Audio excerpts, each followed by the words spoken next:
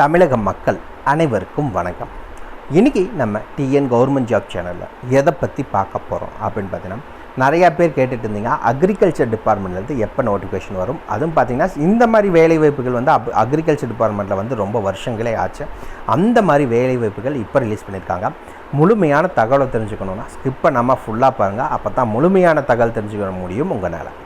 Okay, என்னென்ன வேலைவாய்ப்புகள் agriculture விவசாயத்துறையிலேருந்து அறிவிச்சிருக்காங்க அப்படின்னு பார்த்தீங்கன்னா, கிளர்க் அசிஸ்டண்ட்டுக்கு அறிவிச்சிருக்காங்க. டிஇஓ அதாவது டேட்டா என்ட்ரி ஆப்ரேட்டருக்கான வேலைவாய்ப்பு, assistant, financial assistant, business analyst, அக்கௌண்டன்ட்னு ஒரு 8 விதமான பதவிகள் இந்த வேலைவாய்ப்புக்கான நோட்டிஃபிகேஷனில் அஃபிஷியலாக சொல்லியிருக்காங்க. ஓகே, ஏஜ் லிமிட்டை பொறுத்த வரைக்கும் மினிமம் 18 வயது பூர்த்தி அடைந்திருக்கணும், மேக்ஸிமம் 59 வயது வரைக்கும் இருக்கணும். இது பார்த்திங்கன்னா ஒவ்வொரு வேலைவாய்ப்புக்கும் வேரி ஆகும். எல்லா வேலைவாய்ப்புக்கும் ஒரே ஏஜ் லிமிட் கிடையாது. ஒவ்வொரு வேலைவாய்ப்புக்கும் இந்த ஏஜ் லிமிட் அப்படிங்கிறத வேரி ஆகுது. சம்பளத்தை பொறுத்த வரைக்கும் மினிமம் அப்படிங்கன்னா 20,000லேருந்து மேக்ஸிமம் அப்படின்னா 1,50,000 லட்சம் ரூபா வரைக்கும் சம்பளம் இருக்குது. அதுக்கான வேலைவாய்ப்புகளும் இருக்கிறதா அஃபிஷியலாக சொல்லியிருக்காங்க. இந்த வேலைவாய்ப்புக்கு நீங்கள் விண்ணப்பிக்க வேண்டிய கடைசி தேதி தபால் மூலிமா தான் அப்ளை பண்ணணும். நீங்கள் அப்ளை பண்ண வேண்டிய லாஸ்ட் டேட் 30 மார்ச் 2024 தான் இதுக்கான லாஸ்ட் டேட். 30ஆம் தேதிக்கு மேலே வர எந்த அப்ளிகேஷன் ஃபார்மும் அக்செப்ட் பண்ண மாட்டாங்க, ரிஜெக்ட் பண்ணிடுவாங்க. ஸோ நீங்கள் என்ன பண்ணுங்கள் அப்படின்னா 30ஆம் தேதிக்கு முன்னாடி எவ்வளோ சீக்கிரம் அப்ளை பண்ண முடியுமோ அப்ளை பண்ணிக்கோங்க. தபால் மூலிமா தான் நீங்கள் அப்ளை பண்ண முடியும். இந்த வேலைவாய்ப்பை பொறுத்த வரைக்கும் ஆல் ஓவர் தமிழ்நாடு ஃபுல்லாக எல்லா டிஸ்ட்ரிக்ட் அதாவது 38 மாவட்ட மக்களும் நீங்கள் அப்ளை பண்ணிக்கலாம். இந்தந்த மாவட்டம் தான் அப்ளை பண்ணலாம் அப்படிங்கிற எந்த ரெஸ்ட்ரிக்ஷன்ஸும் இந்த நோட்டிஃபிகேஷனில் கிடையவே கிடையாது. ஸோ ஆல் ஓவர் தமிழ்நாடு ஃபுல்லாக எல்லா டிஸ்ட்ரிக்ட் கேண்டிடேட்ஸும் தாராளமாக இந்த வேலைவாய்ப்புக்கு நீங்கள் அப்ளை பண்ணிக்கலாம். ஓகே, இதெல்லாமே தெரிஞ்சுக்கிறதுக்கு முன்னாடி இன்னும் நம்ம டிஎன் கவர்மெண்ட் ஜாப் சேனலை சப்ஸ்கிரைப் பண்ணாதவங்க மறக்காமல் சப்ஸ்கிரைப் பண்ணுங்கள். இந்த வீடியோவுக்கு மறக்காமல் ஒரு லைக் கொடுங்க. நீங்கள் கொடுக்குற ஒவ்வொரு லைக்கும் எங்களுக்கு அடுத்த வீடியோ போட ரொம்பவே மோட்டிவேட்டாக இருக்கும். வீடியோ டிஸ்கிரிப்ஷனில் நம்ம டெலிகிராம் குரூப்போட லிங்க் இருக்குது. இன்னும் ஜாயின் பண்ணாதவங்க கட்டாயம் ஜாயின் பண்ணிக்கோங்க. அப்போ தான் உங்கள் மாவட்டங்களில் வர அனைத்து வேலைவாய்ப்பு மற்றும் இல்லாமல் தபால் துறை, காவல்துறை, ரயில்வே துறை, இது மட்டும் இல்லாமல் மத்திய அரசு வேலை, மாநில அரசு வேலைன்னு எந்த வேலைவாய்ப்பு வந்தாலும் உடனுக்குடன் அப்டேட் பண்ணிகிட்ருக்கோம். ஜாயின் பண்ணிட்டீங்கன்னா ரொம்பவே யூஸ்ஃபுல்லாக இருக்கும். மறக்காமல் நம்ம டெலிகிராம் குரூப்போட லிங்க்கை உங்கள் ஃப்ரெண்ட்ஸுக்கும் ஷேர் பண்ணுங்கள். அவங்களுக்கும் ஜாயின் பண்ணட்டும், அவங்களுக்கும் யூஸ்ஃபுல்லாக இருக்கட்டும். அதே வீடியோ டிஸ்கிரிப்ஷன் மற்றும் கமெண்ட்டில் ரெண்டுலேயுமே பார்த்தீங்கன்னா இந்த வேலை வாய்ப்புக்கான அஃபிஷியல் நோட்டிஃபிகேஷனை பற்றின முழு தகவலும் நம்ம சைட்டில் போட்டிருக்கோம், வெப்சைட்டில். அதுக்கான லிங்க்கை நம்ம வீடியோ டிஸ்கிரிப்ஷன்லேயும் கொடுத்துருக்கோம், கமெண்ட்லேயும் பின் பண்ணியிருக்கோம். மறக்காமல் சைட்டுக்குள்ளே போங்க, படிங்க. கீழே எண்டில் official notification, application form link, அதே மாதிரி அஃபிஷியல் வெப்சைட் லிங்க் எல்லாமே ப்ரொவைட் பண்ணியிருக்கோம். கிளியராக படித்து பார்த்துட்டு அப்புறமா அப்ளை பண்ணுங்கள். படித்து பார்க்காம அப்ளை பண்ணாதீங்க.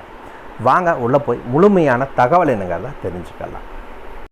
மக்களை பார்த்திங்கன்னா இதுதான் இந்த வேலைவாய்ப்புக்கான அஃபிஷியல் அப்ளிகேஷன் ஃபார்ம். ஃபஸ்ட் எடுத்தோன்னே இந்த இடத்துல மறக்காமல் உங்களுடைய ரீசன்ட் பாஸ்போர்ட் சைஸ் ஃபோட்டோ, ஓகேங்களா, கடைசி 3 மாதத்துக்குள்ள எடுத்த ஃபோட்டோவாக இருக்கணும்.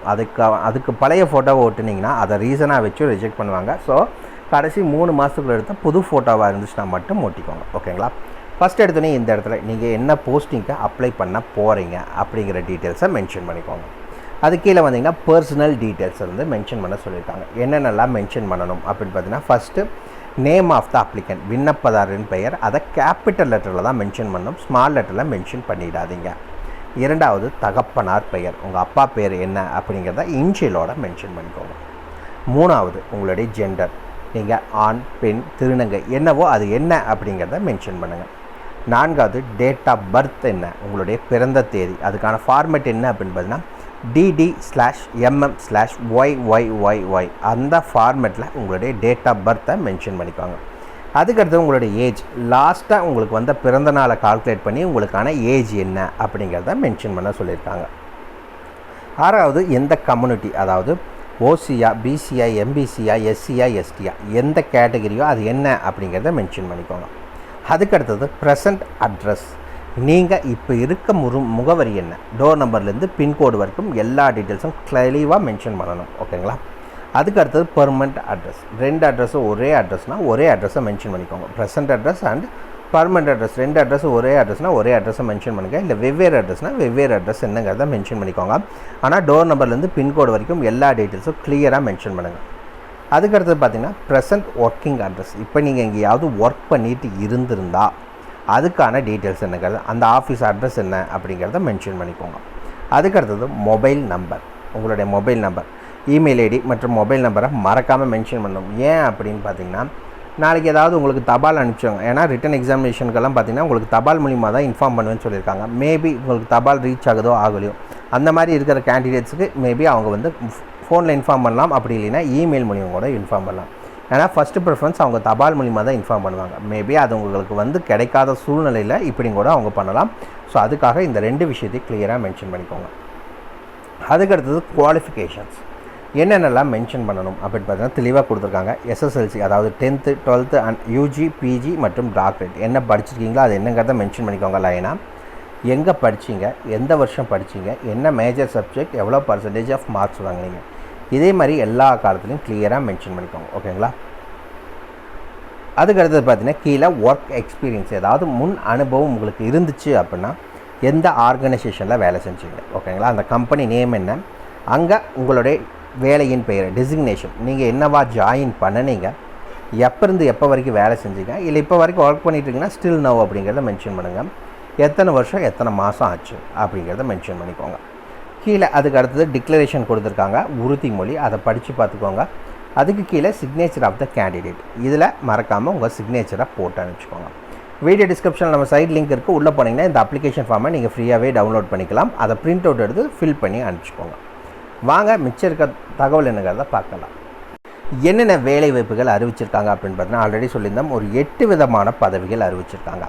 Business analyst, financial analyst, clerk assistant, help desk operator, data entry operator, typist, accountant, office accountant, assistant. ஓகேங்களா?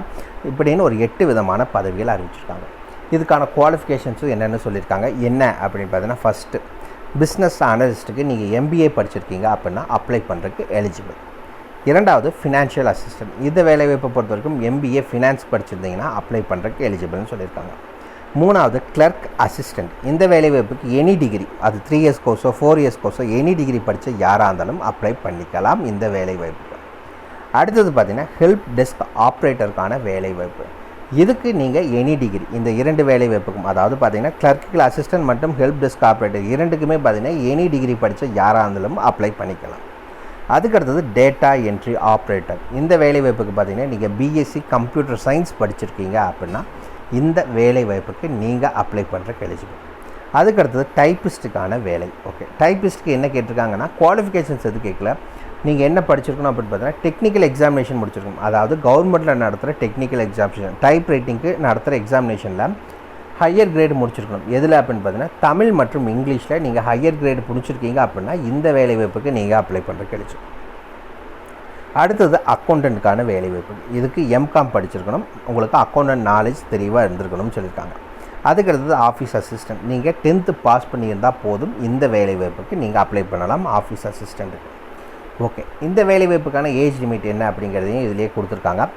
ஏஜ் லிமிட் என்ன, என்னென்ன போஸ்ட் அப்படிங்கிற டீட்டெயில்ஸ் இங்கே இருக்குது. ஓகே, ஃபஸ்ட் எடுத்துனே பிஸ்னஸ் அனலிஸ்ட் மற்றும் ஃபினான்ஷியல் அனலிஸ்ட், இந்த 2 வேலைவாய்ப்புக்குமே பார்த்தீங்கன்னா மேக்ஸிமம் 45 வயதுக்குள்ளே இருக்கவங்க நீங்கள் அப்ளை பண்ணிக்கலாம். எந்த கேட்டகரியாக இருந்தாலும் சரி, ஜென்ரல் கேட்டகரி, அதாவது OC category, BC category, BCM, SC, ST, எந்த கேட்டகரியாக இருந்தாலும் ஒரே ஏஜ் லிமிட் தான். அதுக்கடுத்தது கிளர்க்குக்கான வேலைவாய்ப்புக்கு மேக்ஸிமம் 40 வயதுக்குள்ளே இருக்கவங்க நீங்கள் அப்ளை பண்ணிக்கலாம். அதுக்கடுத்தது பார்த்திங்கன்னா ஒரு 3 விதமான வேலைவாய்ப்புக்கு ஒரே இதான் சொல்லியிருக்காங்க. என்ன அப்படின்னு பார்த்தீங்கன்னா help desk operator, data entry operator, typist, இது 3க்கும் பார்த்தீங்கன்னா நீங்கள் மேக்ஸிமம் 35 வயதுக்குள்ளே இருக்கவங்க இந்த வேலைவாய்ப்புக்கு நீங்கள் அப்ளை பண்ணிக்கலாம். அக்கௌண்டன்ட் வேலைவாய்ப்புக்கு இதுக்கு நீங்கள் 45 வயதுக்குள்ளே இருந்துச்சுன்னா அப்ளை பண்ணுறதுக்கு எலிஜிபிள். அதுக்கடுத்தது லாஸ்ட்டாக ஆஃபீஸ் அசிஸ்டண்ட்டுக்கான வேலைவாய்ப்பு, இதுக்கு மினிமம் நீங்கள் 18 வயது பூர்த்தி அடைந்தால் மட்டும் போதும். அதுக்கு மேலே மேக்ஸிமம் நீங்கள் 59 வயது வரைக்கும் இருக்கவங்க இந்த வேலைவாய்ப்புக்கு அப்ளை பண்ணுறதுக்கு எலிஜிபிள். என்ன எலிஜிபிலிட்டின்னு நம்ம பார்த்துட்டோம். இதுக்கு நம்ம எப்படி அப்ளை பண்ணணும், என்னென்ன இது இன்ஸ்ட்ரக்ஷன் சொல்லியிருக்காங்க அப்படிங்கிறத பார்க்கலாம். ஃபஸ்ட் எடுத்தோன்னே என்ன சொல்லியிருக்காங்க அப்படின்னு பார்த்தீங்கன்னா அப்ளிகேஷன் நீங்கள் அப்ளை பண்ணுறதுக்கு முன்னாடி அஃபிஷியல் நோட்டிஃபிகேஷனை நீங்கள் எலிஜிபிள் தானா அப்படிங்கிறத கிளியராக செக் பண்ணிவிட்டு அப்புறமா அப்ளை பண்ணுங்கள் அப்படிங்கிறத சொல்லியிருக்காங்க. ஓகே, இது எங்கேருந்து இந்த நோட்டிஃபிகேஷன் அறிவிச்சிருக்காங்க அப்படின்னு பார்த்தீங்கன்னா டைரக்டர் ஆஃப் அக்ரிகல்ச்சர், அங்கேருந்து தான் இந்த நோட்டிஃபிகேஷன் அறிவிச்சிருக்காங்க. இன்னொரு முக்கியமான விஷயம் என்ன அப்படின்னு பார்த்தீங்கன்னா நீங்கள் அவங்க சொல்லியிருக்க எல்லா வேலை வாய்ப்புக்கும் பார்த்தீங்கன்னா அவங்களுக்கான அந்த வேக்கன்சி மாறும், அப்பப்போ தேவைக்கு ஏற்பபடி மாறும், உங்களுக்கான லாஸ்ட் டேட் முடிகிற வரைக்கும் அப்படிங்கிறத சொல்லியிருக்காங்க. பட் வேலைவாய்ப்பு எல்லாமே அதுதான், வேக்கன்சி மட்டும் மாறும் அப்படிங்கிறத சொல்லியிருக்காங்க. ஓகே, இதுக்கான அஃபிஷியல் ஆஃபீஸ் எங்கே லொக்கேட் ஆகிட்டுருக்கு அப்படின்னு பார்த்தீங்கன்னா சென்னையில் தான் இதுக்கான official directorate of agriculture Chennai 05 இங்கே தான் வந்து இதுக்கான அஃபிஷியல் ஆஃபீஸ் லொக்கேட் ஆகிட்டு இருக்குது அப்படிங்கிறத சொல்லியிருக்காங்க. இந்த வேலைவாய்ப்புக்கு பார்த்திங்கன்னா விண்ணப்பிக்கிறதுக்கு லாஸ்ட் டேட் எப்போ அப்படின்னு பார்த்தீங்கன்னா 30/3/2024 தான் இதுக்கான லாஸ்ட் டேட். ஓகேங்களா, அதுக்குள்ளே நீங்கள் அப்ளை பண்ணணும். ஓகே, எந்த அட்ரஸுக்கு நாங்கள் அப்ளை பண்ணணும் அப்படிங்கிறது ஒன்று இருக்கும். இந்த இடத்துல தான் சொல்லியிருக்காங்க, கிளியராக தெளிவாக சொல்லியிருக்காங்க. அப்ளிகேஷனை நீங்கள் எந்த அட்ரஸுக்கு அனுப்பணும் அப்படின்னு பார்த்தீங்கன்னா director of agriculture, directorate, IT section, 4th floor, 1 PWD estate, Chepauk, Triplicane, Chennai, Tamil Nadu 600002 இந்த அட்ரஸுக்கு தான் நீங்கள் அனுப்பணும் தபால் மூலிமா. ஓகே, நீங்கள் அனுப்புகிறப்போ கார்னரில் அந்த போஸ்டல் கவர் இருக்கும் தெரியுங்களா, அதில் கார்னரில் எப்படி எழுதணும் அப்படின்னு பார்த்தீங்கன்னா application for the SPMU for the post of. இப்போது நான் டேட்டா என்ட்ரி ஆப்ரேட்டர் எழுதுனா இந்த இடத்துல டேட்டா என்ட்ரி ஆப்ரேட்டர் அப்படிங்கிறத நீங்கள் அந்த போஸ்டல் கவர் கார்னரில் இதை மறக்காமல் மென்ஷன் பண்ணி அனுப்புங்க. ஓகேங்களா, ஓகே. அதுக்கடுத்தது any application received after 30/3/2024 will be rejected. 30ஆம் தேதிக்கு மேலே வர எந்த அப்ளிகேஷன் ஃபார்மும் ஏற்றுக்கொள்ளப்பட மாட்டாது அப்படிங்கிறத சொல்லியிருக்காங்க. அதே மாதிரி உங்களுக்கு போஸ்டல் டிலேவாக இருந்துச்சுனாலும் அதுக்கு நாங்கள் பொறுப்பில்லை அப்படிங்கிறத சொல்லியிருக்காங்க. ஓகே, இதுக்கு செலெக்ஷன் வந்து எப்படி வந்து எடுப்பாங்க அப்படின்னு பார்த்தீங்கன்னா ரிட்டன் எக்ஸாமினேஷன் வைக்கிறாங்க. அது முடிஞ்சோன்னே இன்டர்வியூ வச்சு ஆட்களை தேர்ந்தெடுக்கிறாங்க. ஓகே, இதுக்கு எங்களுக்கு எப்படி தெரியப்படுத்துவாங்க அப்படிங்கிறது பார்த்தீங்கன்னா date and time of examination, interview இது ரெண்டுக்கும் ஷார்ட் லிஸ்டட் கேண்டிடேட்ஸுக்கு கம்யூனிகேட்டட் பை போஸ்ட் தபால் மூலிமா நாங்கள் அனுப்புவோம் அப்படின்னு சொல்லியிருக்காங்க. யார் யாரெல்லாம் ஷார்ட் லிஸ்ட் ஆகிட்டிங்களோ உங்களுக்கு ரிட்டன் எக்ஸாமினேஷன் மற்றும் இன்டர்வியூ எப்போ அப்படிங்கிறத தபால் மூலிமா நான் உங்களுக்கு சொல்லிடுவோம் அப்படிங்கிறத முழு தகவலையும் கிளியராக சொல்லியிருக்காங்க. ஃபுல் டீட்டெயில்ஸுக்கு வீடியோ டிஸ்கிரிப்ஷன் லிங்க் கொடுத்துருக்கோம், மறக்காமல் செக் பண்ணிக்கோங்க. ஏதாவது டவுட் இருக்குன்னா கீழே இருக்க கமெண்ட் பாக்ஸில் கமெண்ட் பண்ணுங்கள். இந்த வீடியோ பிடிச்சிருந்தா மறக்காமல் ஒரு லைக் கொடுங்க. இது உங்கள் நண்பருக்கு யூஸ்ஃபுல்லாகனா கட்டாயம் ஷேர் பண்ணுங்கள். உங்களை நாளைக்கு நாங்கள் வேறு ஒரு சூப்பரான வீடியோ மூலிமா சந்திக்கிறோம். மிக்க நன்றி.